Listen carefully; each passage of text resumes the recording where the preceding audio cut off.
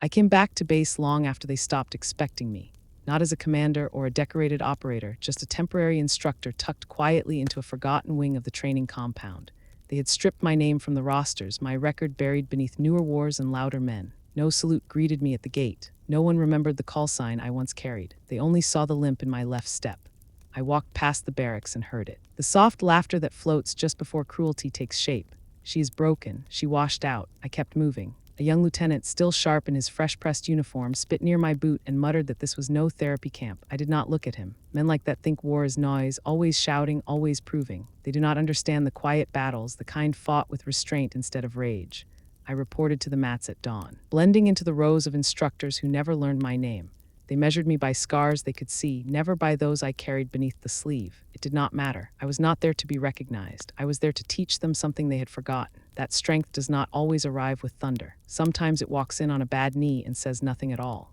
If you have ever been dismissed before you even spoke, stay with me. If you have ever been judged by what you lost instead of what you survived, this story is yours too. Before this ends, they will stand, not for rank, not for fear, but for the lesson I did not shout. Like this video, if you know silence can be a weapon. Subscribe to Military Revenge if you believe some victories are earned without applause.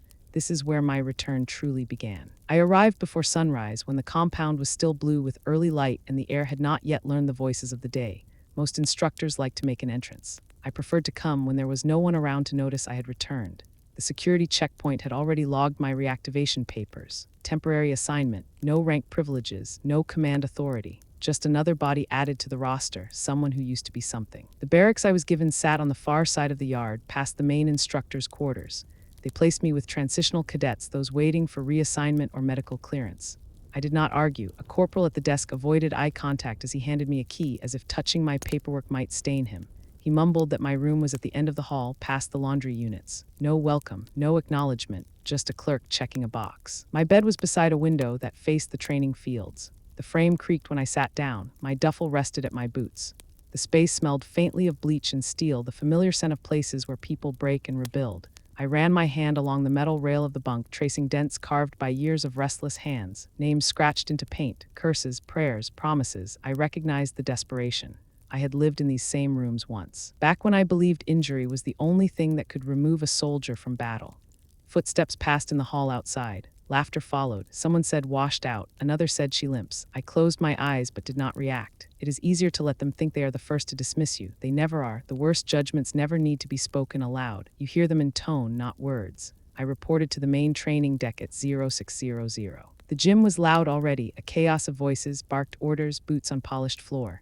Rows of recruits stretched along the mats, sweating through drills. A whistle cut the air like a blade, and then I saw him. Major Douglas Pike, broad-shouldered, sleeves rolled, voice designed for volume rather than clarity. He led the instructors now. I remembered him from years ago, too ambitious to follow, too proud to learn. His eyes found mine just long enough to register disbelief that I had returned.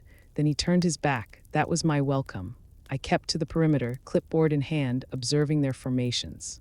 An instructor with a red beard corrected stances with unnecessary force, yanking elbows and shoving shoulders.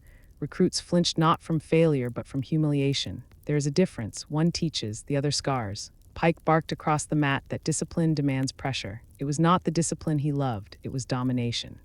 A female recruit, smaller than the rest, struggled through a grappling circuit. Her opponent pushed too hard, too aggressively. She lost her footing and slipped, nearly striking her head against the edge of the mat. No one moved, no one stepped in. I did. I caught her wrist and stabilized her before she fell. She looked at me, startled, breath caught in panic. I told her to reset her stance, focus on center weight, breathe through impact. She nodded once, then I stepped back. Pike crossed the floor toward me, jaw tight with irritation. You do not interfere in active drills, he said. I answered that safety was not interference. He smirked. This is combat prep, not therapy. She falls, she learns. I looked him in the eye. Some lessons are not worth the injury. He waited for me to argue so he could dismiss me. I refused him that satisfaction. I walked away. Across the room, a cadet stood quietly by the chalkboard. Private Lee, thin, sharp-eyed, the kind who watches more than she speaks. She had seen everything, not just what I did, but what Pike chose not to do. Our eyes met for a moment. She said nothing, but she understood. I was not assigned to any instruction team that morning. No schedule slot, no briefing. When I checked the duty board, my name was not on it. It hung at the bottom of the roster, marked inactive. Pike walked by and said paperwork must have forgotten to catch up. His grin dared me to challenge him. I did not, but I noted it. Some men think control is in volume. True control is knowing where to aim your silence. I stayed through their drills, unseen but present.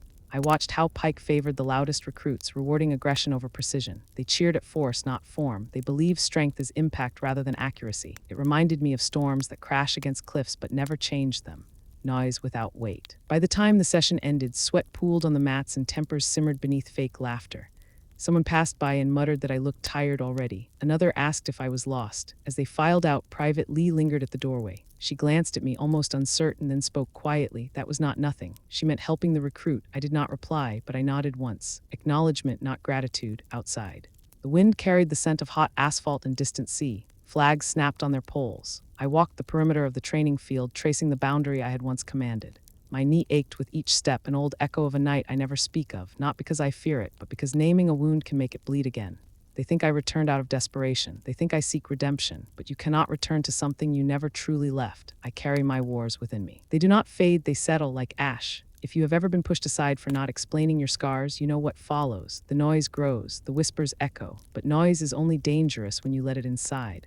I walked back into that gym knowing they had already decided who I was, which meant they would never see it coming when the truth stepped forward. Every battle begins long before the first strike. Outside, clouds crawled over the horizon, heavy with coming heat.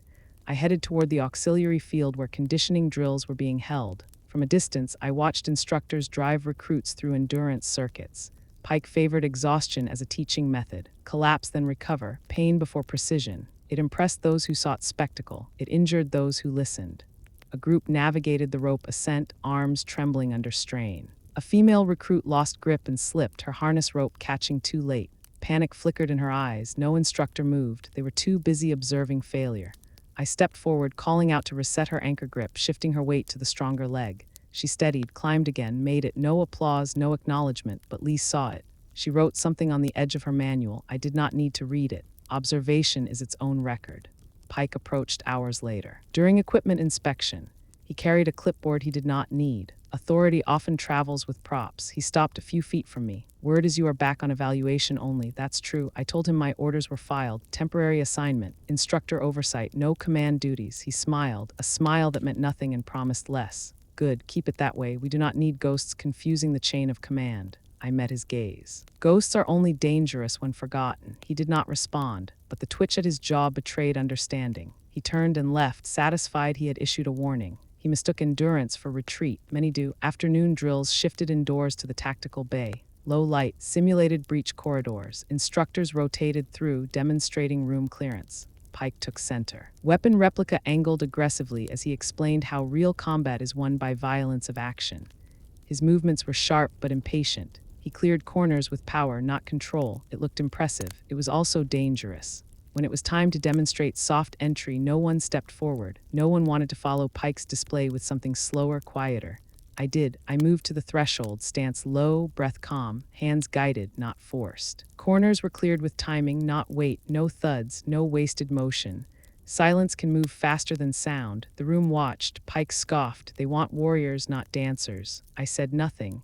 Those who have seen real breach, no noise gets you killed faster than doubt. Afterward, no one spoke to me, but they adjusted their grips, corrected their foot placement, small details, small confessions. Evening rolled in with the hum of generators and the smell of hot metal. Daylight pulled long shadows across the compound. I returned to my quarters without escort or audience. Inside, I removed my boots, easing the tightness around my knee. The room was quiet. Outside, I heard recruits laughing, unaware of how quickly laughter becomes memory. I lay back on the bunk, eyes tracing the cracked ceiling. Noise does not break you. It tests whether you know which sounds matter. I learned long ago to let the crowd speak first. Their certainty becomes the noose they never see tightening. If you have ever walked back into a place that believed it had seen the last of you, you know this truth. The return is never for them. It is for the story they never earned the right to finish. Tomorrow, the echoes would grow louder, but echoes fade. Impact does not. Some nights return without permission. They slip in through the cracks of exhaustion, wearing old uniforms, speaking in voices that never aged. That first night back on base, I lay on the thin mattress and kept my eyes open because I already knew what waited behind them. Memory does not sleep, it waits. The last mission I commanded was not listed in public record. It was buried under classifications and clean reports. What happened out there was never supposed to exist. We were inserted under a moonless sky, 6 of us deep inside a district no map fully claimed. Our objective was simple enough on paper: extraction, intercept, exfil, but paper does not bleed, men do. I remember the air that night, dry, silent, too quiet, the kind of quiet that feels deliberate. We moved in formation, no words, hands speaking through signals. Rourke led point. Lennox covered the rear. I carried the breach kit. We were good, not perfect. Perfect is what people call you after you survive what should have killed you. The ambush came not with gunfire, but absence. Rourke vanished around a corner and did not return. No shout, no report. One moment he was there, the next nothing. Lennox advanced. I signaled caution. He ignored it. Sometimes courage is confusion wearing adrenaline. He stepped forward. The ground swallowed him. Tripwire detonated from below when the smoke lifted. There was no shape to recognize him by, only sound. A sound I still hear when rooms fall too quiet. I dragged what was left of him until I could no longer tell if I was carrying him or being carried by the need to not abandon him. Bullets arrived late. They always do. We returned fire without vision. Rourke never appeared. 2 men are gone. 4 remained. I do not know how we reached the extraction point. I only remember kneeling inside the helo. My left knee twisted wrong, hands covered in someone else's blood, and Lennox's dog tags clenched in my teeth to keep from screaming. They awarded me for that mission. Accommodation for valor under chaos. Silver Star, I did not accept it. You do not pin medals on ghosts. 2 weeks later, I stepped into an office with white walls and signed my discharge. Voluntary separation. Psychological evaluation recommended. They wrote soft words to hide hard truths. Combat fatigue, musculoskeletal trauma, loss management. They never wrote survivors. Survivors unsettle briefing rooms. The day I left was colder than it should have been. I folded my uniform with steady hands, tucking the insignia beneath the cloth so I would not see it. I placed my trident in the locker and closed the door without locking it. A lieutenant asked if I wanted an escort to the gate. I told him gates are for those who need to be seen leaving. I walked out alone. Years passed. Civilians talk about time healing wounds. Time does not heal. It hides, but scars are patient. They wait beneath the sleeve until the world brushes against them again. That is why I returned, not to reclaim anything. There is nothing to reclaim. The world I belong to is already gone. I came back because silence can become heavy if you carry it too far from where it was earned.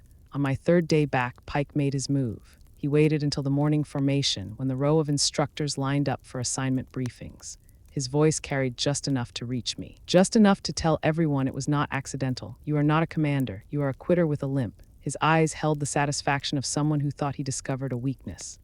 I stood still, no correction, no rebuttal. The line shifted, uncomfortable but silent. He expected a reaction. Rage, wounded pride, explanation. What he received was none of them. I adjusted the sleeve over my knee and faced forward. Some believe silence is surrender. It is not. Is preparation. If you know what it is to walk away from titles, to carry what cannot be explained, then you understand. You do not rise to every voice that calls you out. Some voices reveal more about themselves than you. I did not plan to reclaim anything that day. I only planned to endure. Endurance, after all, is the last language of those who have seen too much to prove anything. The scar beneath my sleeve ached with each step. It reminded me I was still here. And that was enough. Pike's insult traveled faster than footstep. By noon, the compound carried it like dust on wind. They repeated his words as if they were truth, not because they believed him, but because belief is easier than inquiry. Nobody asks why a soldier returns after resigning. They prefer tidy endings over complicated survival. A quitter with a limp was a story they understood. The alternative required reverence. Reverence makes people uneasy. I walked the training corridors as if I had not heard him. I inspected equipment racks, ensured the breaching tools were properly stowed, checked the expiry on medical gauze. Tasks that required no authority, only diligence. Every so often, an instructor would glance at my knee, then my face, waiting for resentment to surface. It never did. Wounds do not negotiate. They either close or they do not. Mine had closed, but they had not gone silent that afternoon. During combatives' rotation, Pike stood at the head of the mat, posture wide, voice slicing through the gym. Combat does not wait for hesitation. Combat crushes hesitation. He gestured toward a line of recruits. Any one of you hesitates, you go home in a bag. They nodded, intimidated more by tone than meaning. I had seen his kind before, men who mistake volume for certainty. When certainty fails them, they only grow louder. A sparring match began. 2 recruits collided sloppily, each trying to overpower the other. No structure, no timing. Pike encouraged the brawl, force, pressure. When it teetered toward injury, I stepped forward. Enough. My voice carried no anger, only boundary. Pike turned, eyes flashing. You are not leading this exercise. Stand down. I did not move. I addressed the recruits. Reset, hands open. Breathe before you strike. They hesitated, caught between 2 orders. Confusion rippled. Pike stepped in front of me. This is not your arena. You do not command here. I answered him plainly. I do not command. I safeguard. He scoffed and dismissed the recruits with a hand wave. They dispersed, uneasy, glancing back. Authority had been challenged without a single blow thrown. That is a form of warfare some men never train for. Later in the supply corridor, I overheard two recruits speaking quietly. One said, "Who is she?" The other answered, "She does not walk like someone afraid." Private Lee was with them, silent as always. She did not join their speculation, but I knew she had begun to see past the limp, past the insults. Some people read the room. Others read the silence between its words. At evening muster, Pike made another attempt. He stood before the instructors, delivering the daily report with deliberate confidence. Assigned units, drill schedule, admin notes. Then, without looking at me, he added, "And let us all remember, authority is earned through presence, not passed. Titles mean nothing once surrendered." It was aimed at me, dressed as guidance. A few instructors shifted in their stance, uncomfortable. I kept my eyes forward. Pike cleared his throat, expecting response. Instead, I inspected my gloves, testing each seam. A habit from field days. You learn how things fail by feeling where they strain. My silence unsettled him more than argument. Conflict thrives on reaction. Deny it and it starves. The night wind had cooled by the time I left the administrative wing. The compound lights buzzed, casting long shadows across the pavement. I walked the perimeter track, tracing the old flight path where helos used to land at dawn. Each footfall echoed memories. Lennox stepped onto the extraction deck. Rourke never returned. The stretcher I refused because I would not leave my dead behind. Some ghosts stand beside you even when no one else can see them. I stopped near the flagpole. The ropes clinked softly. Behind me, someone approached, light footsteps. Not arrogant enough for an officer, not careless enough for a recruit, Private Lay. She stood a few paces away, not speaking at first. Finally, she said, "They respect him because he is loud, but they watch you because you are not." I did not turn. Respect given to noise is not respect. She hesitated, then asked, "Is it true that you left, that you quit?" I let the question settle. "I did leave," I said. "I did not quit." She nodded slowly. "There is a difference." Her voice held more conviction than doubt. She did not ask further. That was enough. Tomorrow. The rumors will shift. Uncertainty is the beginning of truth. As she walked away, I studied the darkness beyond the fence line. Out there, beyond the lights, there are still battles unfolding, unseen, unheard. You never truly leave the field. You either carry it in silence or it carries you. My knee throbbed, a pulse beneath memory. Pain is proof of the past, not a weakness, just proof. Inside my quarters, I cleaned the brace, checked the compression straps. The scar along my knee was a pale seam, almost white now, but it remembered everything. Pain is honest. It never lies, even when people do. Pike believed I returned seeking redemption. He was wrong. I did not return for redemption. I returned for reckoning, not with him, but with the version of me that walked away. If you listen closely, before every turning point, there is a stillness. A quiet before the training hall roars. That quiet was already gathering. They just had not learned to hear it yet. They had not assigned me a single drill that week, not one responsibility beyond observation. But observation has a power most loud men do not understand. You learn the rhythm of a place. You learn where discipline frays. By the fourth day, it was clear. Noise ruled this compound, not in order, not standard. Noise. That was why I walked into the training hall before dawn, long before Pike or his entourage could arrive and set the tone with their swagger. I carried the Phase 4 binder under my arm, protocol sheets marked and initiated from a time before their memory. The mat smelled of chalk and old sweat. Fluorescent lights flickered awake overhead. Instructors came in slowly, surprised to see me already measuring the distance between the boundary tape. "What are you doing?" Sergeant Quinn asked. He wiped sleep from his eyes, half curious, half entertained. He assumed I was reorganizing. I had no interest in reorganizing anything. I was reinstating it. "Reaction control evaluation," I said. "Phase 4, blindfold assessment, mandatory for all training staff." He blinked. "We haven't run that in 2 years. That's the problem." Pike entered moments later, heavy bootsteps, already frowning. His eyes swept the room like he owned it, then landed on me kneeling to secure the center marker. "Planning a recital," he called. "What's next?" "You'll dance blindfolded." Laughter flickered among the instructors, forced laughter. The kind people use when uncertain which side to take. I stood, binder in hand. "This evaluation is required for any instructor overseeing combatives. It's written, you've signed it before." He scoffed. "That relic, nobody enforces that anymore." "I do," I replied. My voice did not rise. I simply handed him the open page. Own signature beneath a paragraph outlining reflex drills, no preemptive engagement, minimal force. He scanned it, jaw tightening. He remembered. He hated that he remembered. "You can run this with recruits," he said. "Instructors don't have time for games. This is not a game. It is discipline under pressure." One of the younger instructors, uncertain, asked, "Who starts?" I do, I said, with instructors only. That was when the room shifted. Pike's eyes narrowed. He realized I was not reviving an old rule. I was revealing a mirror. He stepped closer, posture wide. You want to test us? I want to test control, I replied. Control is what separates force from skill. Quinn snorted. You're going to lead this with your knee. My knee doesn't react, I said. My judgment does. They hesitated then, not because they trusted me, but because something in my tone made excuses feel smaller. I placed 2 blindfolds on the mat. No threats, no spectacle, just expectation. This drill begins when contact begins, I said. No anticipation, no aggression, react or fall. Fine, Pike said, tearing off his jacket. Let the cripple try to teach us balance. He grabbed a blindfold and tied it hastily. Quinn followed, smirking as if he knew how this would end. They thought imbalance made me weak. They had never fought a soldier who accepted imbalance as part of the fight. They stood 10 feet apart, shoulders squared, feet planted. I circled them, silent. The gym was filling now. Recruits lined the walls, unsure what they were about to see. No one had been invited, but they came anyway. Curiosity always arrives before understanding. I approached Pike first, light contact, a touch to the shoulder. Instinct took him. He reached, grabbed, attempted a brute hook to intercept. I pivoted, redirected. His base collapsed. He hit the mat hard. A hush fell, no applause, no laughter, only surprised swallowing noise. I reset him without words and moved to Quinn, a hand to his elbow. He flinched, swung for defense. Overcorrection. He folded fast. Breath knocked from him. I stepped back. This is not about strength, I said. This is about timing. No one responded. They were not accustomed to lessons delivered without insult. Round 2 began. Pike was angry now. Anger blinds faster than any cloth. I tapped his wrist. He lunged full force. I yielded space, redirected weight, and sent him forward into the mat. He grunted on impact. Quinn fared no better. Precision defeats panic, always, by the 3rd round. The room had changed. Some instructors crossed their arms, some leaned forward. Recruits stopped whispering. Silence had grown teeth. That was when the door opened. Lieutenant Phelps entered, clipboard in hand, expecting routine. His eyes took in the blindfolds, the fallen bodies, the recruits lining the walls. His posture stiffened.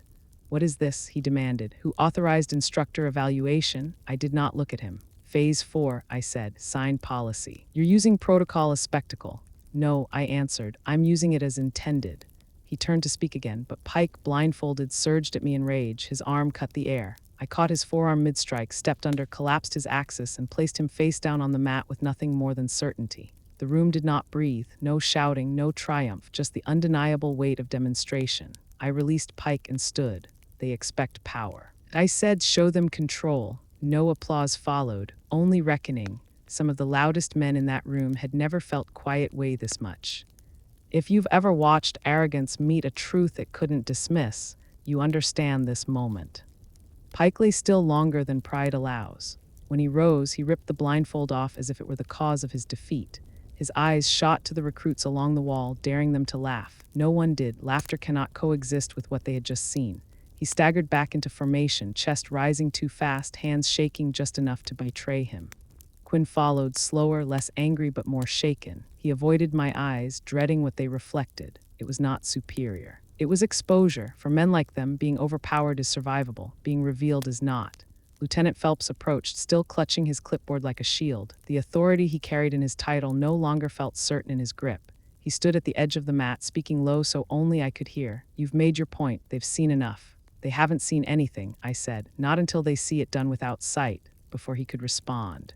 I reached into the binder and lifted the second blindfold, the one meant for instructors who claim mastery. I tied it myself, no hesitation, no pretense. Darkness settled across my vision, cool and absolute. A murmur rippled through the recruits. Even Pike fell still. Phelps exhaled sharply. This isn't protocol, this is theater. I faced the mat, feet planted. Then strike. If this is theater, end it. For a long moment, no one moved. They expected me to withdraw the challenge. They expected me to justify it. I did neither. I stood blind, calm, anchored not in sight, but in something older. Silence expanded, a living thing now. It moved through the room, clearing space for reckoning to enter. Pike stepped forward, driven less by courage than by desperation. He needed to reclaim something he could name. Without warning, he lunged. I heard it, the shift of air, the scuff of a heel. The breath caught in his throat before impact. I pivoted, caught his wrist, redirected his force into emptiness. He collided with the floor, breath torn from him. I did not strike, I was released. A gasp rose, thin and disbelieving, but no applause followed. Respect does not applaud in moments like this, it steadies itself. Quinn tried next. Hesitation betrayed him. Fear makes footsteps loud. He circled, feinting angles he did not commit to. When he finally attacked, it was with panic, not strategy. I deflected easily, guiding him through a fall he felt long before he landed. He lay still, not out of pain. Because he understood, it was never strength I fought with, it was patience. When I removed the blindfold, the room had changed. Not a single recruit moved, not a single instructor spoke. Even Phelps stood frozen, clipboard hanging limp at his side. Authority had watched discipline revealed, and authority had nothing left to say. They do not need volume, I said quietly. They need proof. Phelps swallowed. You've made yours. I nodded once. Then it is done. I turned to leave the mat, but movement stopped me. Private Lee, who had been silent in the far corner, stepped forward, not toward me, but toward where Pike still knelt. She looked at him, not with victory, but with clarity. Then she faced the recruits. That wasn't forced, she said. That was precision. Her voice trembled, not with fear, but awakening. Recruits looked at her, then at me. For the first time they saw. I left the hall without another word. No one blocked my path. No one called after me. The doors closed behind me, but the silence followed. Outside, the wind had settled. Flags rested against their poles. Even the air understood something irreversible had occurred. I walked alone across the yard, the weight of my steps no heavier than before, but the ground felt different. It no longer rejected my presence, it received it. They will say I challenged them. They will say I humiliated them. They will be wrong. I reminded them, discipline is not what you demand of others. It is what you refuse to surrender to yourself. And if you have ever been underestimated long enough to become fluent in silence, you already know. The moment they stop laughing is never loud. The mat had gone still. No one resumed training. No one dared speak above a breath. What had happened in that room was not spectacle but fracture, a clean break from how they thought strength behaved. I left before anyone could decide what they had witnessed. Let them argue later. In the moment, silence is the only honest witness. Outside, the sun was already leaning west, flattening shadows across the parade grounds. A thin wind carried the salt of distant water. I walked along the edge of the compound, past the rusted bleachers facing the drill field. Boots scuffed pavement behind me, hesitant steps. I did not turn. I hesitated when I heard it. Commander. It was Phelps. I stopped, not to acknowledge him, but to measure what tone he carried. He stood a few feet away, arms folded behind his back, the clipboard now absent. He no longer looked at me as paperwork. He looked at me as a problem he couldn't classify. That display back there, what do you expect me to do with it? He asked. Document it, I said. His jaw tightened. They're talking, the instructors, the recruits, they're calling it a challenge. It was an evaluation. It looked like a warning. It was neither. I met his eyes. It was instruction. He studied me for a beat, as if searching for a seam. Finding none, he stepped aside. No apology, not even respect, only awareness. The first fracture in his certainty. As I turned to leave, a murmur drifted from the road ahead. Two recruits walking side by side, heads low but voices carrying in disbelief.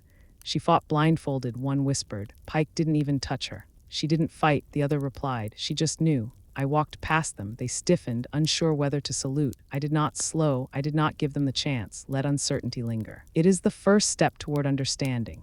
That evening, the base gathered for the weekly assembly, an unspoken routine where command presence fills the hall and lower ranks pretend not to anticipate reprimands. Rows of folding chairs filled the space before the temporary stage. Pike sat with the instructor Cotter, eyes still bruised with pride rather than skin. Quinn nursed his shoulder. Both avoided looking in my direction. I stood near the back, deliberately out of rank formation. I had no place among them, not officially, not yet. The flag hung behind the podium, still as a stitched memory. A low hum floated through the room, speculation without clarity. Some looked at me as curiosity, others as threat, none as equal. Phelps took the stage first, reading through rotation schedules and training deficiencies. His voice maintained protocol, but his eyes flickered once toward me, just long enough to betray thought. When he finished, he stepped aside, making way for the base commander. Colonel Whitaker was not a loud man. He never raised his tone unless necessity demanded it. His presence alone quieted the room. Creases at his eyes suggested he had seen enough wars to have no appetite for new ones. He set his hands on the podium and began with routine, reprimands, commendations, logistical notes. Then he paused. There was an incident this morning, he said. Pike shifted in his seat. A demonstration, Whitaker continued, that was not scheduled, not sanctioned, but he hesitated, a rare breach. Executed with discipline. A ripple moved through the chairs. Not applause, not accusation, something else, awareness. He scanned the room, his gaze found Pike, then Quinn, then me. Some of you believe strength is proven through force, he said. I suggest you reconsider. He He stepped back from the podium as if finished. That should have been the end of it, but it wasn't. From the far corner of the hall, a chair scraped the floor. Slow, intentional. An older man, one I had seen only in passing. Wearing an outdated field jacket with faded patches, rose to his feet. He stood without hurry, without fear. His hair was silver, his hands scarred, his posture that of someone who no longer needed rank to stand tall. He didn't address the stage. He looked directly at me. "I know her," he said. The room shifted. Eyes turned. Someone exhaled audibly. "She is not here for evaluation," he said. "You are looking at Rook Hayes." A murmur snapped through the crowd. A name not spoken in years, a name I had buried. The old soldier continued. "Silver Star, 2 tours off the record. Lima survivor, the one who carried her dead when the sky wouldn't take them." Pike's face was drained of blood. Whitaker remained still. No one spoke. The old man's voice didn't rise, but it cut through every breath. "You think she limps because she broke. She walks that way because she didn't." I felt every eye on me, not in judgment, but in disbelief, not awe, not yet something quieter, the beginning of reverence. I did not move, did not nod, did not accept or deny. He gave a single, slow nod, not a salute, something older, something deeper. Then he sat. The room did not applaud, it did not need to. Some truths do not require noise. They settle heavy as history until even arrogance steps aside. If you have never been named by someone who knows what you survived, you may not understand what that moment means. It is not pride, it is not a victory. It is the return of something you thought lost. No one dismissed the assembly. No one stood. It was as if the old soldier's words had locked every boot to the floor. The usual rustle of movement never came. Even Pike, who had never let silence hold him, remained seated, his eyes searching desperately for a reason to laugh it off. None came. There are moments in a soldier's life when sound loses power, when rank, pride, and rumor are stripped away, leaving only the truth a man carries. This was such a moment. I felt nothing triumphant, only an old ache returning to my chest, the ache of someone who has spent years outrunning recognition, only to have it catch up in front of a crowd. I did not look at the veteran who had named me. I knew his face now. I had seen it once before, blurred by smoke and battlefield sand. He had been one of the medics who arrived late that night in Lima province after everything was already lost. He had lifted Lennox's tags from my palm without asking how I had come by them.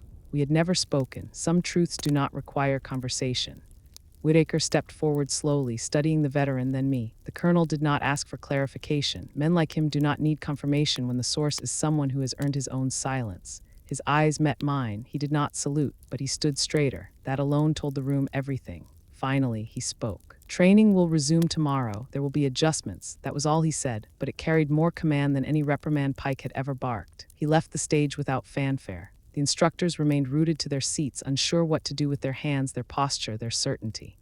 I turned and walked toward the exit. No one moved to stop me. No one dared to speak, not yet, but I heard it behind me, not applause, not orders, just breathe, a long, held breath finally released.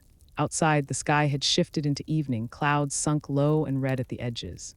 The wind carried a chill that had not been there earlier. I crossed the yard without haste, boots steady on gravel. Behind me, the doors opened as people slowly emerged, scattered groups speaking in hushed fragments. Some said the name aloud, Rook. Others asked if it was real. They whispered to Lima, Silver Star, carried her dead. Questions outnumbered answers, near the gate. I paused, not because I was uncertain, but because I felt the old veteran before I saw him. He approached without hurry, hands in the pockets of his jacket. When he stopped beside me, he did not turn to face me. He looked straight ahead toward the flag. I heard him inhale, long and steady. "You never corrected them," he said. "It was not a question." I answered softly. "They never asked." He nodded, the motion barely there. "You could have stayed gone." I did. "Then why come back?" I looked at the horizon, where the last light bled out behind the building line, to finish walking what I started. He was silent for a while. His voice, when it came again, carried the tired gratitude of someone who has carried his own ghosts too far. They needed to see it, not told, seen. I met his gaze. "Thank you is not something soldiers say easily. We do not need to." He gave the smallest smile. "You carried them. Now let them carry you." He left before I could answer. Some men exit like they entered a war zone, without sound, without weight, but leaving an impact. I walked back to my quarters under the fading sky.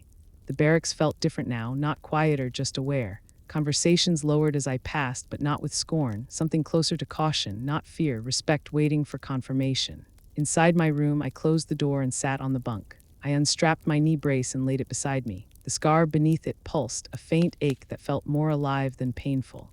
Outside, footsteps moved up and down the hall. Carrying new versions of my story, tales grow taller after dusk. Some would call me legend, other myths, both would be wrong. Legends seek glory. My life was built on loss. I leaned back against the wall and closed my eyes, not to sleep, but to listen. Even here, surrounded by concrete and living men, I could still hear that night in Lima. The static in my calm, the last breath of a friend, the thud of my own heart telling me to keep moving. Survival is not strength. It is an obligation. A tap sounded at the door, knuckles hesitant.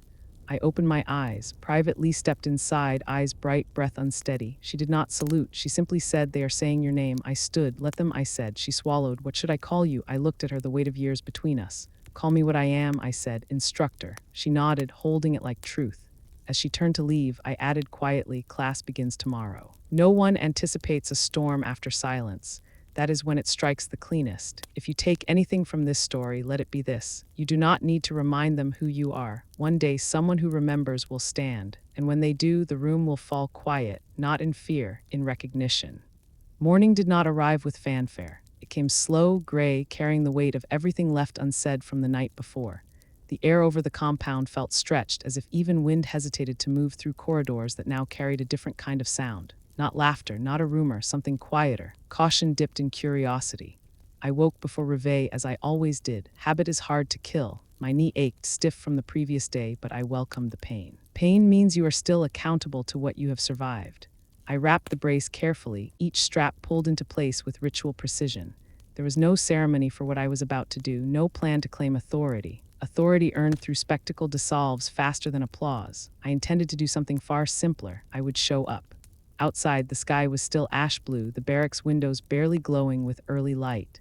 As I crossed the yard toward the training hall, figures emerged in small clusters. Instructors, recruits moving toward formation. Conversation dipped when I passed, not with mockery as before, but with uncertainty. They did not know if they should speak to me, or about me, or at all. One young recruit started to lift his hand as if to salute, then faltered, unsure. I gave him no nod, no affirmation. Instead, I held his gaze one heartbeat longer than necessary. You do not teach respect by demanding it. You teach it by leaving space for choice. Inside the gym, the air carried last night's echo. Mats lay empty, but I could still see Pike hitting the floor, Quinn clutching breath, Phelps frozen mid-command, not as a triumph, as a reminder. Control is not proven in victory. It is proven in the aftermath. I moved toward the instructor board, the slate where names and duties were written each morning. My own space remained blank, as it had since my return. Under the qualification instructor, someone had chalked a line, then erased it halfway, unsure where I belonged. I picked up a piece of chalk, wrote nothing but a single line beneath training standards, then 5 words, "Discipline is louder than revenge." I stepped back, no signature, no claim. It was not for them to know who wrote it. It was for them to decide whether it belonged there.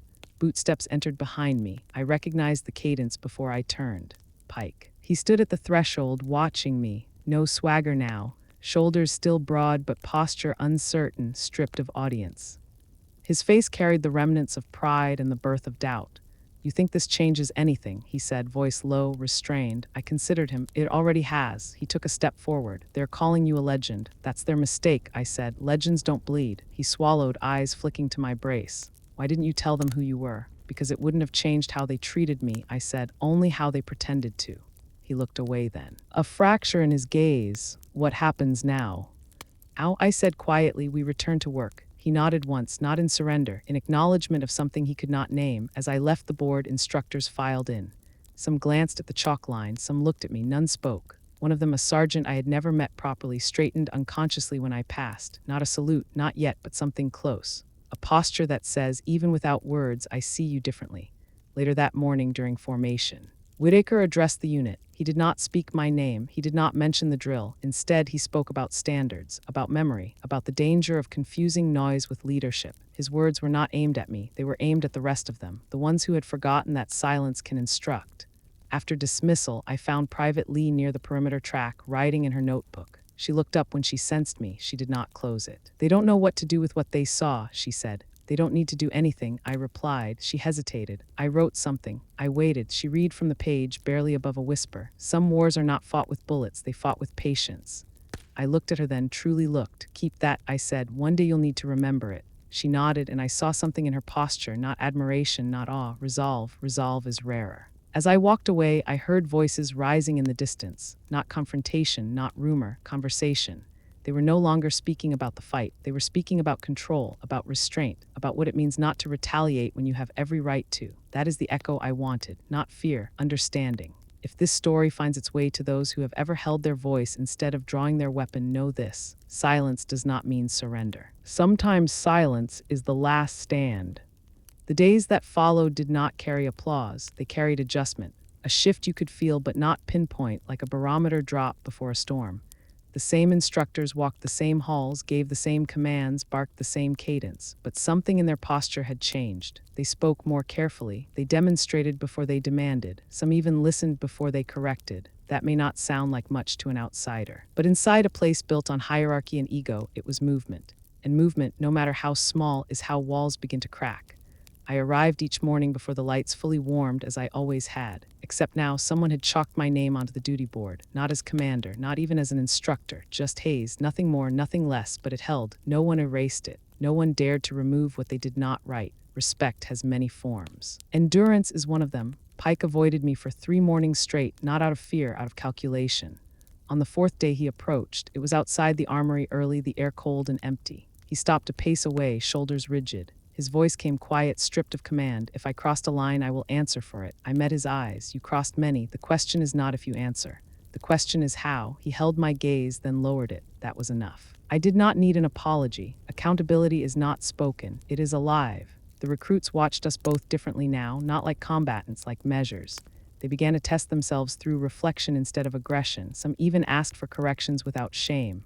Private Lee stayed close but never intrusive. She did not ask for mentorship. She simply observed the way soldiers once watched sunsets on distant outposts, unsure if they would live to see the next. One evening I found her near the bleachers, writing again. I asked what she recorded. She said, "Not facts. I can get those from anyone. I write the parts nobody admits." I nodded. "That is the only record that matters." She hesitated. "Will you tell them someday about Lima, about what really happened?" I looked toward the horizon. No, she absorbed the answer. Why not? Because if they need the story to understand discipline, they have already missed it. She closed her notebook. That may be true, but someone should remember. I looked at her. Someone already does. Training intensified that week, not in brutality, in clarity. Pike ran drills without shouting. Quinn corrected posture instead of mocking it. Even Phelps, who rarely stepped onto the mat, began observing footwork like he had forgotten he once mocked precision. The change was not sudden. I was reluctant, but it was undeniable. The echo had begun to do its work. I did not remain at the center of it. I did not instruct unless necessary. I moved along the edges as I always had, a glance here, a word there, correction without spectacle, guidance without claim. Influence is strongest when it is not announced. One night after the final lights, I returned to the chalkboard. My line of text remained untouched. Discipline is louder than revenge. Below it, someone had written smaller, fainter, but steady. She waited. Beneath that, another line. She taught without speaking. I stood for a long moment, not in pride, not in sentiment, in caution. Words have gravity, too many, and they bury the truth. But these did not reach for glory, they reached for understanding. I let them stay. Rumors continued to roam the compound, but they shifted in tone. They no longer asked if I was broken. They asked where I had been, how many operations, how I survived. Soldiers always chase legend. What they have yet to learn is that legend does not tell them anything about themselves, but discipline will. One morning, while leaving the range, I passed the old veteran who had spoken my name. He sat alone, hands clasped over his cane. He did not look at me, but he said, "They are starting to walk quieter. That may be the first real victory they have." I paused. "You knew it would change them." He exhaled. "I hoped it would remind them." Of what? "That strength is not proven in noise." He looked at me at last. "It is proven in what you do when no one believes your name." I left him there under the rising sun, his silhouette cut clean against the field. Some men live long enough to become their own final witness. He was one of them. As my reassignment date approached, no orders had been updated, no rank restored. That was fine. Paper did not strip me. The paper could not be returned to me. I came here to finish a war only I could feel, and now it is done. On my final evening, I stood alone inside the gym. The mats were cleared, the lights dimmed. I crossed to the center and knelt, pressing my palm flat against the surface. All battles end somewhere, some on dirt, some on steel, some in memory. Mine ended here, not with a strike, with a breath. I did not say goodbye to Pike or Quinn or Phelps. They would carry their lessons in posture and policy. That was enough. But as I reached the door, I found Private Lee waiting. She held her notebook not as a question, but as a promise. Will they remember? I adjusted my pack. Only if they earn the right to. She nodded, not as farewell, as an oath. As I stepped outside, morning touched the horizon. The flag was lifted in a light wind. I paused not to salute, but to witness. Some journeys do not end. They recede, waiting for the next call. If this story finds you, understand this.